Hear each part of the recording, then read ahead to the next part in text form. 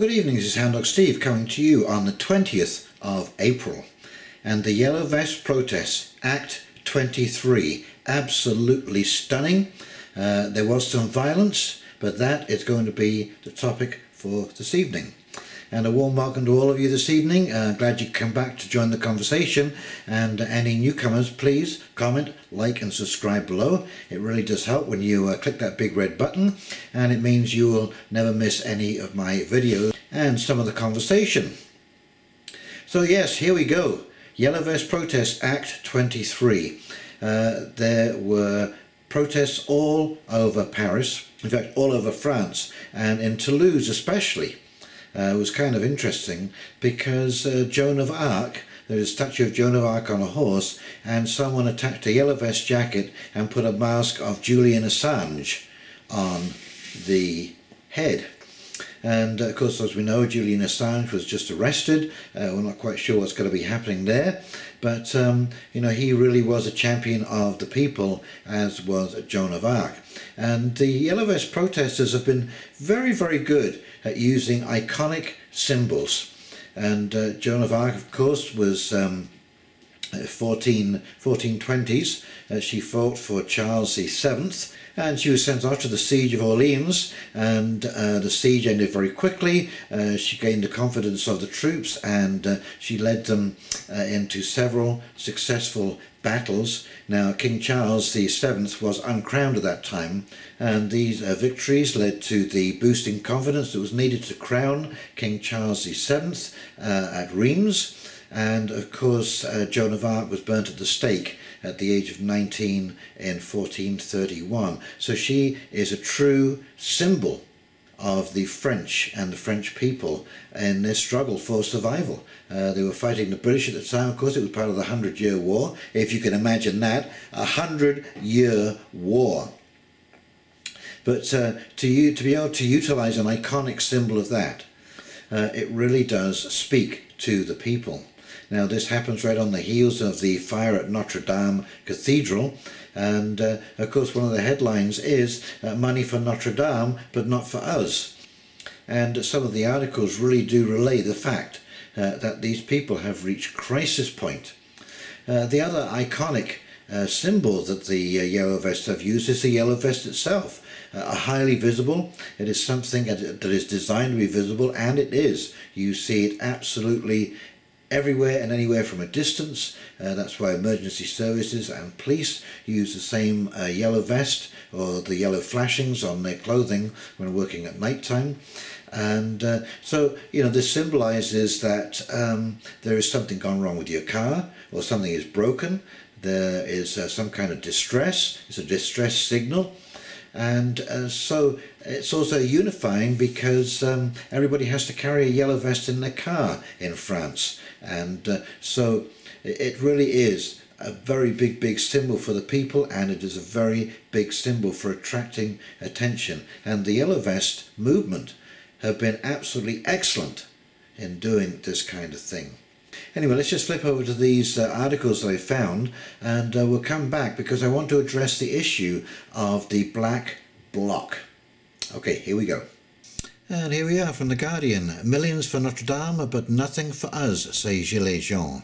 Yellow Vest protesters angry over high taxes and inequality march in Paris days after blaze. Riot police and protesters have fought running battles in the centre of Paris as Gilets jaunes, anti-government demonstrators in fluorescent yellow vests, led street marches over what they called a crisis of high taxes and economic inequality. Less than a week after the fire that destroyed the roof and spire of Notre Dame Cathedral, firefighters rushed to put out multiple small fires around the Place de la République as motorbikes, bins, bicycles and cars were set alight on roads and pavements. Groups of masked men threw projectiles and police fired tear gas. Some rioters in masks smashed the windows of a sports shop and ran in to loot it, emerging with bags full of goods. Interior Minister Christophe Castaner said on Saturday that Paris could become the capital of rioting, suggesting extremist demonstrators plan to attend the street marches. Politicians from Emmanuel Macron's La République En Marche party said Black Bloc masked anarchist protesters were present. Marching from outside the Economy Ministry, protesters calmly carried French flags with slogans against Macron written on the yellow vests, such as "Macron, you take from the poor and give to the rich." This is from Bloomberg. Paris police yellow vest clash as anti-Macron protests hold up. And here is a protester with a Emmanuel Macron mask on there, and La Associée du Diable means literally the devil's advocate. So they're calling Macron the devil's advocate. French police clashed with yellow vest protesters in Paris, firing tear gas and arresting scores of people as tens of thousands of police were mobilized to maintain order. This week's fire at Notre Dame Cathedral failed to damp the 23rd straight Saturday of action. Key members of the movement said that contesting President Emmanuel Macron's policies, the initial motivation for the protests, isn't at odds with grieving over damage to the iconic Gothic monument. There we go. RT, horse-mounted Julian Assange joins yellow vest protesters in Toulouse. And this is a statue of Joan of Arc, an iconic woman in French history. He may be in a London cell, but on Saturday, Julian Assange appeared to be alongside anti-government protesters in France as the yellow vests in Toulouse turned a Joan of Arc statue into a monument to the WikiLeaks founder. A photo of Assange with grey hair and a beard was attached to the head of the statue, turning the publisher and journalist into a horse-mounted medieval knight with a menacing spear in his hands. The weapon itself was decorated with a high-visibility jacket, which has become a symbol of the ongoing protests in France. And here we are, just a quickie. Joan of Arc, 1412 to 30th of May 1432, nicknamed Maiden of Orleans, and considered the heroine of France for her role during the Lancastrian phase of the Hundred Years' War, and was canonized as a Roman Catholic saint.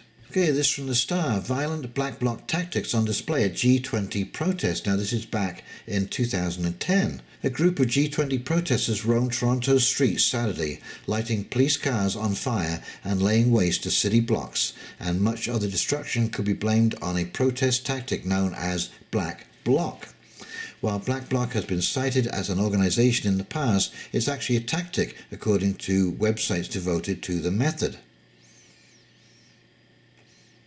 The Black Bloc strategy is simple: show up at demonstrations and attack symbols of capitalism.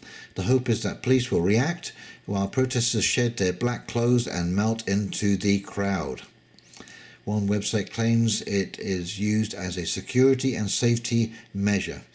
The idea of wearing the all-black uniform is that everyone in the block looks alike, so when a brick is tossed through a store window or a car is set ablaze, the group disperses, making it next to impossible for police to identify the perpetrator of the crime.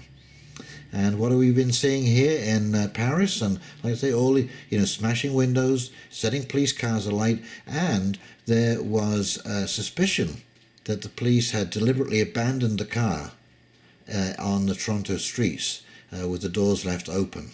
Okay, this is from CBC. Quebec police admit they went undercover at Montebello protest. Quebec provincial police admitted Thursday that 3 of their officers disguised themselves as demonstrators during the protest at the North American Leaders Summit in Montebello, Quebec. YouTube video shows Dave Coles, president of the Communications, Energy and Paper Workers Union, ordering 3 masked men back from a line of riot police. However, the police force denied allegations its undercover officers were there on Monday to provoke the crowd and instigate violence. At no time did the police of the Sûreté de Quebec act as instigators or commit criminal acts, the police force said in French in a news release. It is not the police force's policies nor its strategies to act in that matter. At all times they responded within their mandate to keep order and security. Police said the 3 undercover officers were only at the protest to locate and identify non-peaceful protesters in order to prevent any incidents. Police came under fire Tuesday when a video surfaced on YouTube that appeared to show 3 plainclothes police officers at the protest with bandanas across their faces. One of the men was carrying a rock. In the video, protest organizers in suits order the men to put the rock down, call them police instigators, and try unsuccessfully to unmask them. Police issued boots identified fake protesters. protest organisers on Wednesday played the video for the media at a news conference in Ottawa. One of the organisers, union leader Dave Coles, explained that one reason protesters knew the men's true identities was because they were wearing the same boots as other police officers. Now, these were the only 3 that they caught. This goes back to 2007, but these are the police masquerading as black bloc, caught red-handed, or black-handed as it were. And again, we will never know truly how many police officers were there undercover to help keep law and order. Now, it was unfortunate that the protests were marred with violence, but every time you hear of violence, it always seems to be the black bloc or Antifa or some kind of really out there group, whether it be far left or far right. But as the articles that I showed you, I have become very suspicious of who the black bloc really are. And, the police say that they weren't there to cause trouble, but who knows, why would you dress up as the black bloc? And this is happening all over the world. You Google black bloc or black bloc protest or Antifa and Antifa protest, you will see that they pop up all over the world where there is some kind of protest, and their faces are always covered, so it's very, very difficult to find out who the actual identity of these people.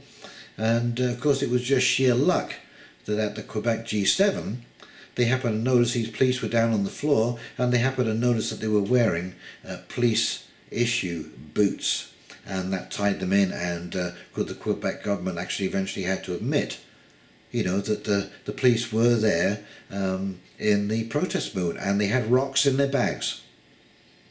So what is that? Is that an agent provocateur going on here? Anyway, that's food for thought, and I'll leave that with you.